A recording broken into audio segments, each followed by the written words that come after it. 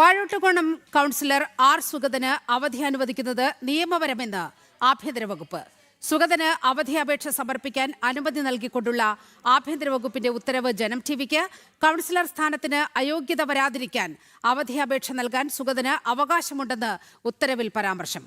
അവധി അപേക്ഷ കൗൺസിൽ അംഗീകരിച്ചാൽ സുഗതന് അയോഗ്യത ഉണ്ടാകില്ലെന്നും ആഭ്യന്തര വകുപ്പ്.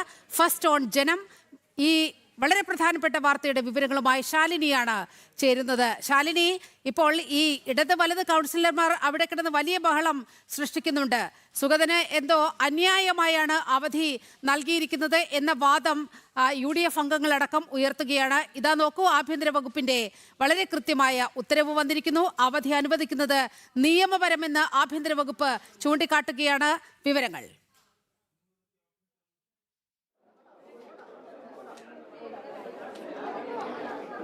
നിലിമ സൂചിപ്പിച്ചതുപോലെ തന്നെയാണ്. അതായത് ഈ ജീത്തു ജോസഫിൻ്റെ ദൃശ്യം മോഡൽ ഒരു സിനിമയിലെ ഒരു ക്ലൈമാക്സ് പോലെയാണ് ഇപ്പോൾ നഗരസഭാ കൗൺസിൽ ഹാള് സാക്ഷ്യം വഹിച്ചിട്ടുള്ളത്. കാരണം ആർ സുഗതൻ അവധി നൽകാതെ അല്ലെങ്കിൽ ആർ സുഗതന് അവധി ലഭിക്കാതെ കൗൺസിലർ സ്ഥാനം അയോഗ്യതയാകും എന്ന് പ്രതീക്ഷിച്ചുകൊണ്ട് ഇവിടെ എത്തിയ ഇടത് വലത് ശരിക്കും പറഞ്ഞ ഇന്ത്യ മുന്നണിയുടെ കൗൺസിലർമാർ അവർക്ക് വലിയ രീതിയിലൊരു നിരാശയാണ് മേയർ സമ്മാനിച്ചത് എന്നുള്ളതാണ്. വിവിധ അജണ്ടകൾ പാസ്സാക്കിയതിന് ശേഷം വിവിധ സ്റ്റാൻഡിംഗ് കമ്മിറ്റികളുടെ അജണ്ടകൾ പാസ്സാക്കിയതിന് ശേഷമാണ് ഈ അവധി അപേക്ഷയിലൊരു തീരുമാനമെടുക്കാനായി മേയർ ഈ ഉത്തരവടക്കമുള്ള കാര്യങ്ങൾ കൗൺസിൽ യോഗത്തിൽ അവതരിപ്പിച്ചത്. അതായത് കൗൺസിലർ സ്ഥാനത്ത് നിന്നും ഇന്നുകൂടി അദ്ദേഹം പങ്കെടുത്തില്ല എന്നുണ്ടെങ്കിൽ, അതായത് ആർ സുഗതൻ കാപ്പ കേസുമായി ബന്ധപ്പെട്ട ജയിലിലാണ്, കണ്ണൂരിലെ ജയിലിൽ കഴിയുകയാണ്. അപ്പോൾ അവിടെ നിന്ന് അദ്ദേഹം ഈ കൗൺസിൽ യോഗത്തിൽ നേരിട്ടോ അല്ലാതെയോ പങ്കെടുത്തില്ല എന്നുണ്ടെങ്കിൽ അദ്ദേഹത്തിനെ അയോഗ്യനാക്കാം എന്നുള്ളതായിരുന്നു ഇടത് വലത് മുന്നണികൾ പ്രതീക്ഷിച്ചിരുന്നത്. പക്ഷേ ആ മുന്നണികളുടെ പ്രതീക്ഷകൾക്ക് ഒരു അസ്ഥാനത്തുള്ളൊരു തിരിച്ചടി കൂടിയാണ് മേയർ ഇപ്പോൾ ഈ ഉത്തരവ് വായിച്ചതിലൂടെ സംഭവിച്ചിട്ടുള്ളത്. മേയർ പറഞ്ഞിട്ടുള്ള ഉത്തരവിൻ പ്രകാരം ആഭ്യന്തര വകുപ്പ് നൽകിയിട്ടുള്ള ഒരു ഉത്തരവാണ് ഈ ഒരു കൗൺസിൽ യോഗത്തിൽ പങ്കെടുക്കാൻ പോലീസ് പ്രൊട്ടക്ഷനോടുകൂടി പരോൾ അനുവദിക്കണം, നേരിട്ട് ഈ കൗൺസിൽ യോഗത്തിൽ പങ്കെടുക്കണം എന്നുള്ള ഒരു കാര്യം ആഭ്യന്തര വകുപ്പിന് മുൻപാകെ സുഗതൻ അവതരിപ്പിച്ചിരുന്നു. അത് കത്തായി തന്നെ ആഭ്യന്തര വകുപ്പിന് മുൻപാകെ നൽകിയതാണ്. പക്ഷേ അത്തരത്തിൽ പോലീസ് പ്രൊട്ടക്ഷനോടുകൂടി ഈ ഒരു കൗൺസിൽ യോഗത്തിൽ പങ്കെടുക്കാനാകില്ല.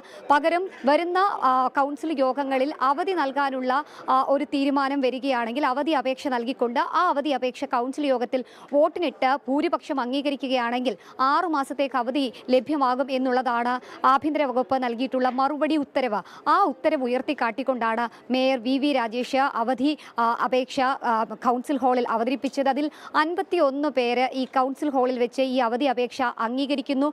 ശബ്ദ വോട്ടോടെ, ഒരുപക്ഷെ കൈകൾ ഉയർത്തിയുള്ള വോട്ടോടുകൂടി 51 പേരാണ്, മേയർ ഉൾപ്പെടെ, മേയറിന്റെ കാസ്റ്റിംഗ് വോട്ട് ഉൾപ്പെടെ 51 കൗൺസിലർമാർ ആർ സുഗതന്റെ അവധി അപേക്ഷ അംഗീകരിച്ചു. ഇതോടുകൂടിയാണ് വരുന്ന 6 മാസ കാലയളവിൽ വരുന്ന കൗൺസിൽ യോഗങ്ങളിൽ ആർ സുഗതന് പങ്കെടുത്തില്ലെങ്കിലും അവധിയായിരിക്കും. അതിൻ്റെ ഒരു ഔദ്യോഗിക തീരുമാനം കൗൺസിൽ യോഗത്തിൽ ഉണ്ടാവുകയും ചെയ്തത്. അതായത് നിർണായകമായ ഒരു പിന്താങ്ങൽ അല്ലെങ്കിൽ ഒരു ഒപ്പം ചേരൽ എന്നുള്ളത് പൗണ്ട് കടവിലെ വാർഡ് കൗൺസിലർ കോൺഗ്രസിന്റെ വിമത സ്ഥാനാർത്ഥി കൂടിയായിട്ടുള്ള സുധീഷ് കുമാറാണ്. സുധീഷ് കുമാറും ഈ ഒരു വോട്ടിൽ പങ്കെടുക്കുകയും അങ്ങനെ 51 വോട്ടോടുകൂടി സുഗതൻ ഇപ്പോൾ അവധി ലഭ്യമായിരിക്കുകയാണ്. അങ്ങനെ 6 മാസത്തേക്കുള്ള കൗൺസിൽ യോഗങ്ങളിൽ എല്ലാ മാസവും അവസാന ദിവസം, അതായത് 30, 31 തീയതികളിലാണ് കൗൺസിൽ യോഗങ്ങൾ ചേരുന്നത്.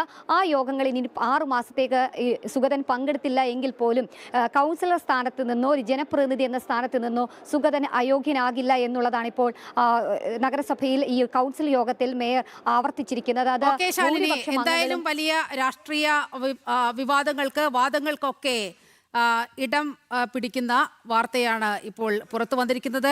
KS ശബരിനാഥൻ ചെന്ന് ചോദിക്കുകയാണ് ഏത് നിയമപ്രകാരമാണ് സുഗതന് ഇത്തരത്തിൽ അവധി നൽകിയിരിക്കുന്നത് എന്ന്.